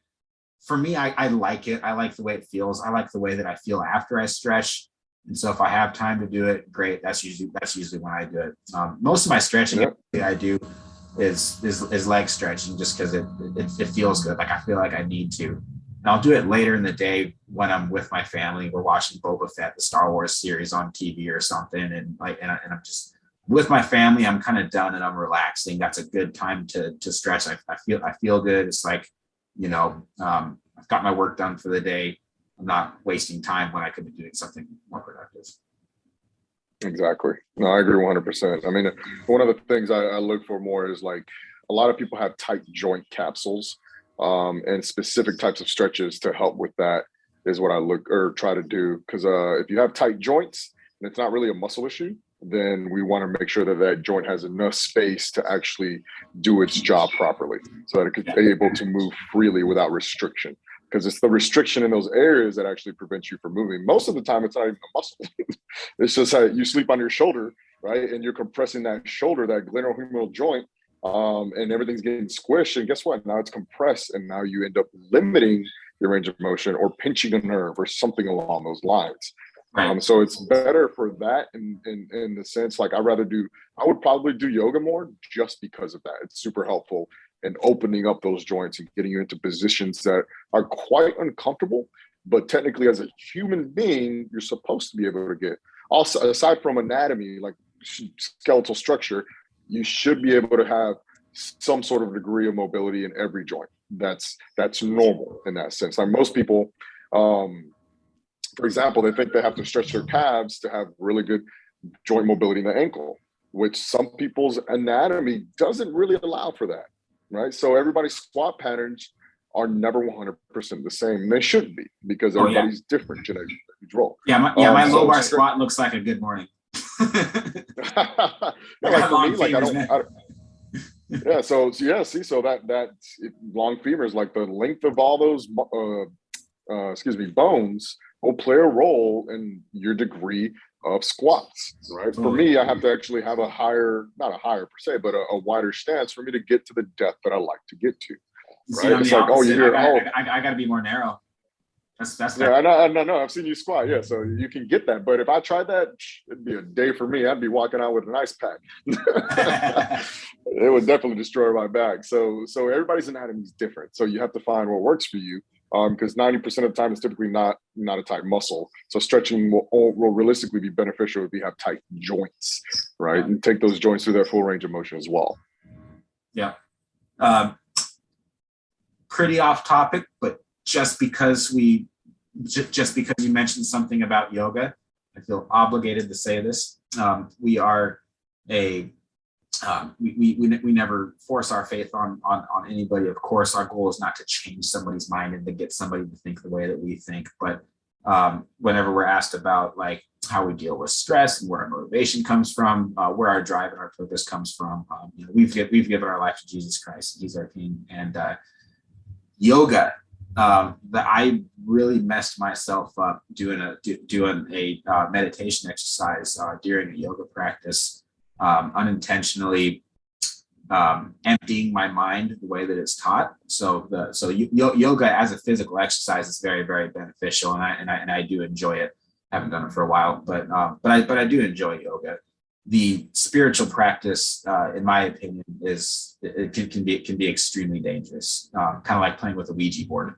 You can open yourself up to some pretty scary stuff. So that's a topic for a different podcast. Oh, I had no idea yoga had a spiritual component to it. I was just in there for the stretching. Oh yeah. No, when they start, if anybody tells you to empty your mind and the exercise was specifically to speak to your soul from your mind. And so I did that. And it was, and the instructions were to empty your mind of absolutely everything else. It's just you and your soul. That's it. That's a problem, because as a Christian, you have a mind, a body, and a spirit. That's the trichotomy. Just like just there's a trichotomy within the Godhead. There's God, there's Jesus, there's the Holy Spirit, and so there's a Trinity there. There's a Trinity within human beings from an anthropology standpoint. And so when you dismiss the presence of the Spirit, you get a glimpse of who you are without Jesus Christ within your body, and that's a very dangerous, very scary, very ugly place to be, in my experience. Oh, I agree 100%. Yeah. Well, I guess since we just headed that direction with it, one of the last questions that I did have to ask you, wanted to touch on scraping, cupping, and CBD. But since we're on the subject of faith, let's just tackle this one first. So without question, the most effective way for me to unwind and get a quality, peaceful 5 or 6 hours of sleep, I know I need to get more, but I have time for right now. And, I'd probably be more productive if I just bit the bullet and went ahead and got 7 hours of sleep, so I should probably do it. But the best way for me to unwind and actually get quality sleep is, man, I just eat a big steak right before bed, and I spend an hour studying the Bible, completely uninterrupted. So I was wondering if your relationship with God contributes to your physical health and well-being as a coach and an athlete. Absolutely. I mean, every single day I read the Bible just like you. Now, I might not be as meticulous as some other individuals. And not everybody has to be. I'm weird. Yeah. I have to, man. I can't just read it. I have to know exactly what that word means. Yeah. I mean, I grew up in a Christian home. I went to church every single month, and then at one point in my life, I decided not to go to church. Right, and the reason being is because I was burnt out. I noticed a lot of things in the church that I didn't like. And then after joining the military for a while, I brought my faith back in God and Jesus himself. And every single day I read, if it's a little bit, it's a little bit, but I make sure that I get it in. And it's one of those things that I look at it, your mind is a muscle as well, and you have to exercise it as well to get the benefits out of it. And I pray every single night. I don't miss a beat on that, regardless of what time of day It is the first thing I'll do is pray before I go to bed. And the reason I do that is because I found that in myself, and as I get older, it becomes, I have a better connection with God himself, but it's also really relaxing. It helps you reflect on the day and reflect on what really is important, right? Because we get stuck up on a lot of things throughout the world. I mean, we're watching it unfold now, how the world is going, how the economy, how all these things are playing into effect. I mean, I just literally watched a TikTok the other day that talked about bringing some satanic group into children's elementary school. I was like, what in tarnation? I'm like, we started getting religion out of schools, and then all of a sudden they start bringing things like this back. So my faith has grown even more because of that kind of stuff. So one of those things that I do on a daily basis, and I enjoy doing, and I'll continue to do. And I, you know, back when you're younger, when I was younger per se, I never really used to know what these things meant until I got to a certain age. What, you know, reading the Bible, man, what it actually meant to live by those words, what it meant to pray, what it meant to be a certain person or a certain way in life. And you learn that you do have to love everybody for who they are. You learn that, you know, you're better off following the teachings of Jesus than you are doing things on your own or listening to somebody else. Like, I see it on a daily basis in myself and my fiance and my family. But I also see the other sides of things where people that don't follow these things, or people that do go to church and are hypocrites, what they do or how they act. And I tell this joke every time. You know how you had those individuals, I can't remember if it was Mormons or whatever the case may be, where they come knocking at your door always asking you, do you follow Jesus Christ? Do you know what I'm talking about? Yeah, oh yeah, we get them. And they always ask, or they always tell you that, hey, did you know there's going to be an X amount of people going to heaven? Right? They throw a very specific number. That sounds I like can't remember what that Jehovah's number was. Yeah, Jehovah's Witnesses. There we go. Jehovah's Witnesses. They always tell you that they throw a very specific number. And, you know, back when I was like 15 years old, I was like, yeah, sure, for whatever. It's going to be 144,000, right? Yeah, there we go, 144,000. Yeah. And then the older I get, the more I start to believe that number. And you know why I start to believe that number? Is because if you look around you, most people will claim they follow Jesus, but in actuality, that's a lie, right? Yeah. They start saying that a sin is this, or their sins are weighed differently than somebody else's sin, or whatever the case may be. So I start to see the world in a different light. And not saying that's true, but when you think about it, there's a lot of things that come into perspective when it comes to that specific ideology or that specific idea. Because humans are humans. I get it. We make mistakes. But at the same time, if you're going to say you follow, or say you're a Christian, or say you're a certain religion, and you do the complete opposite, then that's null and void to me. Like you're just like everybody else, right? So the older I get, the more I realize that, hey, I need Jesus more and more in my life. I need God more and more in my life. And that will never change. I will never deny it. It will stay there. Even if I don't go to church myself, I don't go to church personally. And there's a reason being, with a long story short, something happened with my mom. So I rather read the Bible myself and study it and take its teachings for what they really are, rather than hear it somebody else. Because most people, they'll go to church and listen, but they won't read and find out for themselves. They're not curious enough to study the Bible themselves. We had a really hard time finding a church in Seattle that really taught the Bible when we used to live there. Yeah. It's tough. I get it. That 144,000. That was the Jehovah's Witnesses' claim to fame for a while, and then all of a sudden there was more than 144,000 Jehovah's. It's a crazy, ridiculous number. But I'm not saying that's even true. But I definitely can tell you that it's however many people there are in this world, 10 billion, whatever you want to throw, 4 billion. I don't know the exact number. I'm just throwing numbers out there. I can tell you that almost 80% of them will, if whatever happens, right? We all go to heaven, hell, whatever the case may be. 80% of those, I guarantee, will go to hell, just because how people are. There's a difference between saying you believe something and actually following through with it. We do a weekly on Saturdays study through this book called The Handbook of Athletic Perfection, Discipleship Edition. And the last lesson that we did This is with our competitors that just happen to be Christian, and one of the analogies they used was to say that suppose a circus performer asked everybody, do you believe that I can drive this, that I can take this wheelbarrow across this steel cable and not fall? And everybody was like, yeah. And he goes, okay, you hop in the wheelbarrow. And he was like, no. So he had faith to believe that it was theoretically possible, but not faith with action and works accompanied with. That's a different kind of faith when you give your life to Jesus versus when you say, I believe in him and I believe that he was a good guy, or I believe he was a prophet or something. Oh yeah, definitely. I mean, that's one of the things I kind of live by now, because I've seen, even in my own story, I've had occasions like, man, I don't know where I'm going to get the funds to do this, or I'm going to get to do this to take care of my parents, and then all of a sudden they just appear somewhere. It's like, to tell me that there isn't a God is the biggest fallacy on the planet. I'm like, there's no way that my misfortunes have been turned around out of nowhere. No. Yeah.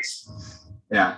Well, thanks for sharing all that, bro. One last side note is the 144,000 elect. Yeah, so that's a specific number of Jews that will be saved at a very specific time. So it is literal. That is a specific number. It's yet future. That does not include the rest of the church as a whole when it comes to when it comes to believers. Yeah, I would love. Honestly, like this kind of, talking fitness is fun, man. But dude, I would love nothing more than to just 2 or 3 hours, couple cigars and some whiskey, and talk about this kind of stuff. This is what life is really about. So we got to stay on topic. But I do appreciate you sharing that, man. Thanks so much for. Oh, of course. For all of your thoughts and everything that you just said. In my opinion, that's the important part of the podcast. Anybody listening to this, if you listen to just that one part of it, forget everything else. But okay, scraping. Last couple of questions. These are actually fitness related.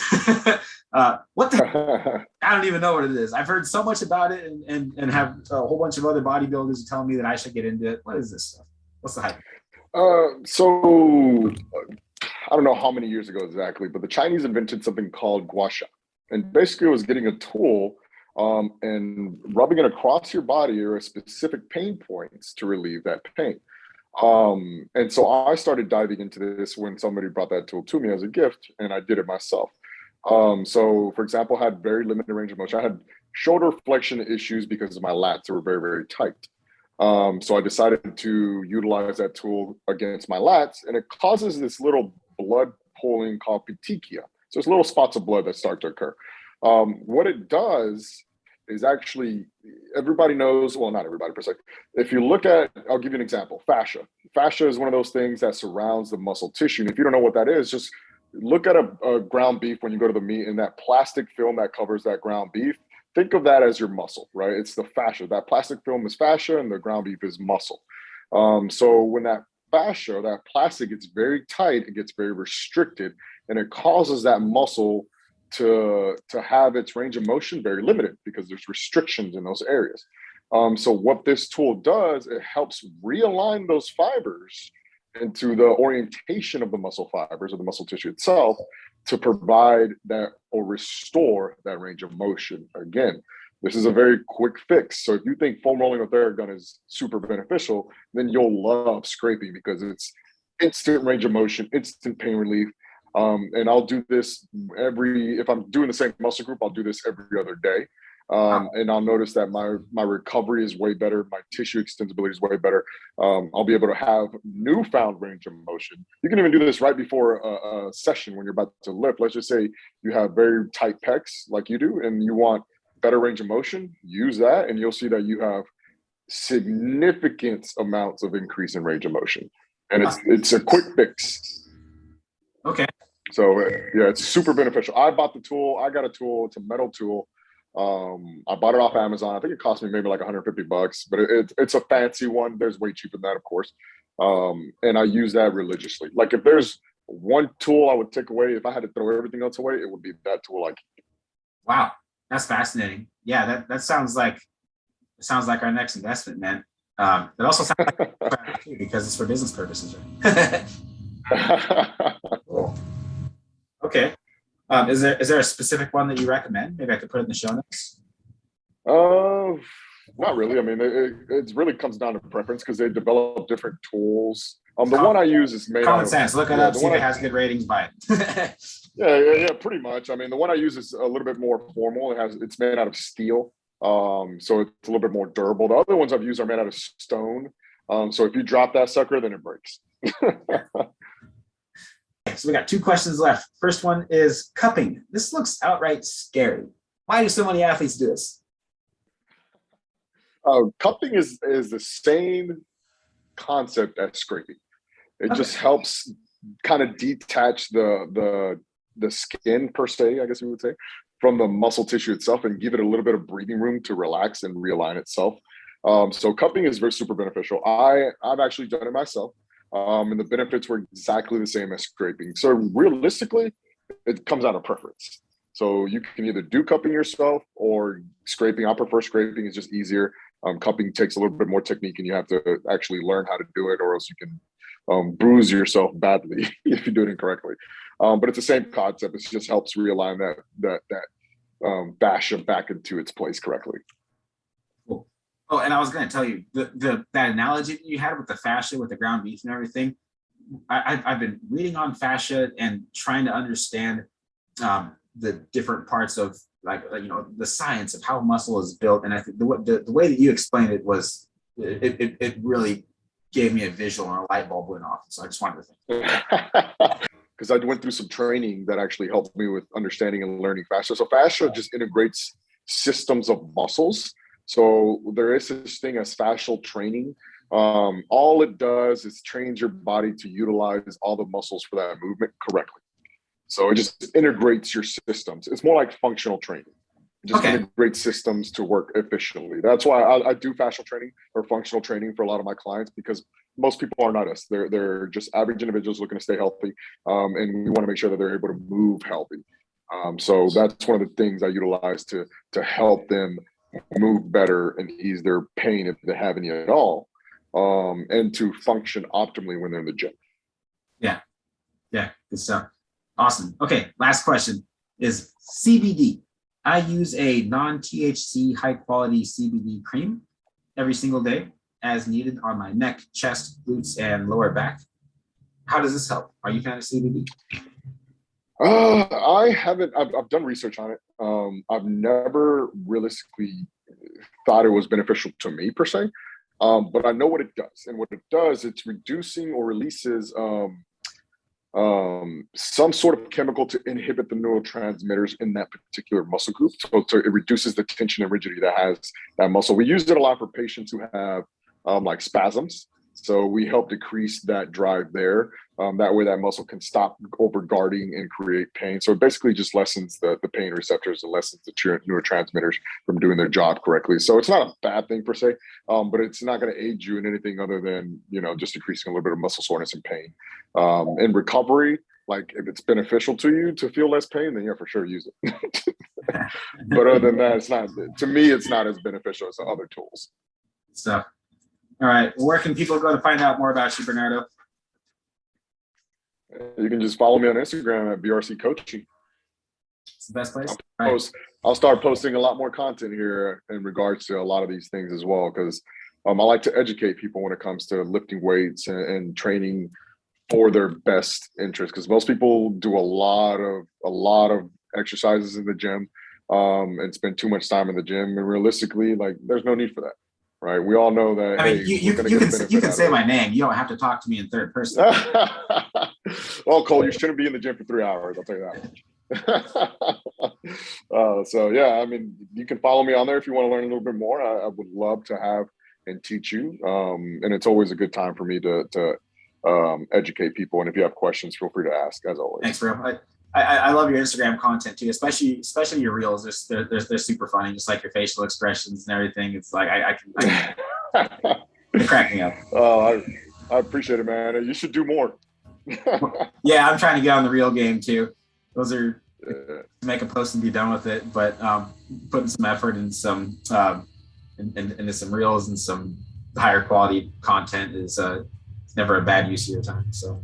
Oh, you guys got the Instagram content design down, man. I wish I need to get my fiance on this game and be like, hey, I need you to just manage my Instagram. Let me focus on training. VA, bro.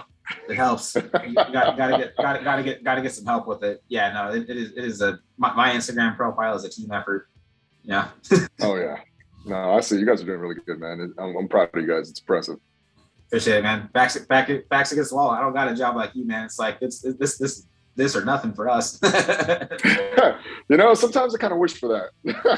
Yeah. It'll probably force me to focus more on that aspect of my business. Yeah, get laid off. That'll do it real quick. That'll give you a lot of motivation. Hey man, that it birthed greatness, didn't it? Yeah.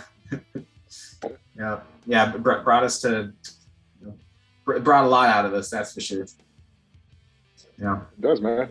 So failure is always a way to learn and succeed for the next step. So I look at it as a tool, a teachable moment, a lesson. Yeah, good stuff, brother. Thanks again so much for being on the show, man. Totally respect your time. I know we went a little over than what we had planned for, but I didn't really expect anything different knowing the two of us. And so gonna see you here in a few weeks next time I'm up in your area. So looking forward to that. You crushed that leg day the other day too that I was at your gym, so that was super cool. Training legs too. I finally got to do leg press. I did leg press the other day with 16 plates. My goal is to get to 22 plates by the end of the year. So that'll be 1,000 pounds. So yeah, that'll never be me. We'll see, man. One of these days, I have to take you through one of my workouts. Let you get a little bit more stress. Not for leg pressing 1,000 pounds. I think I'll be okay. If you make me leg press 1,000 pounds, I'm going to need an ice bath, sauna, red light therapy, CBD, cupping, scraping, stretching, sleep, and I'm going to need to read the Bible. Hands. You'll have a come to Jesus meeting at that point. So. Yep. Oh man, good stuff, brother. I appreciate it, man. It's always a good time. Yeah, always. Well, let's get on the rest of your day, bro. I'm sure you got dad duty or a client or something to go take care of. So yeah, I got one here in 30 minutes. Yeah, man. So we'll catch up. I appreciate it, bro. Thank you, everybody, very much for joining us for this entire episode with Mr. Castellanos. If your mind was blown like mine was, and if you found this helpful or entertaining, we ask if you would please share this with a friend. That would be awesome. We'd love to hear what you think of the show, so any ratings or reviews are very much appreciated. We do have a new episode every single Saturday morning, so please subscribe so you don't miss those. Thanks again. God bless you, and bye-bye.